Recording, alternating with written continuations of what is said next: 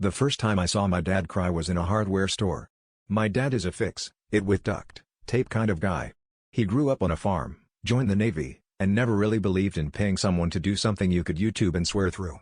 For as long as I can remember, he's been the type to patch a leaky pipe with a wrench in one hand and a beer in the other. He also doesn't do emotions. Or, at least, didn't. One winter, the heater in my car gave out.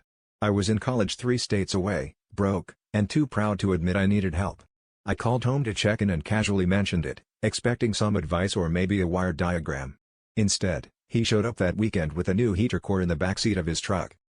We spent 6 hours in the freezing cold outside my dorm, half of it under the car, the other half arguing about which hose was the coolant line. But we fixed it. We always fix things. The next day, we stopped by a hardware store for zip ties or something, I honestly don't remember. What I do remember is walking down the aisle and hearing my dad inhale sharply, like he'd been punched. He froze in front of a display of gardening tools, eyes locked on a pair of hedge clippers.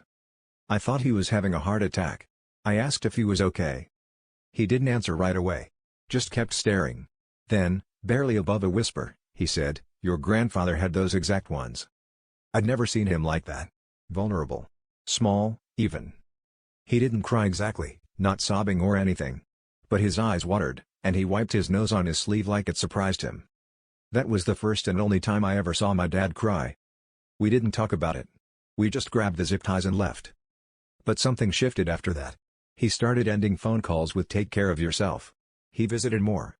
He sent me a wrench set for Christmas, with a note that just said, "So you don't have to wait for me next time." We still don't say the big things out loud. But we don't need to.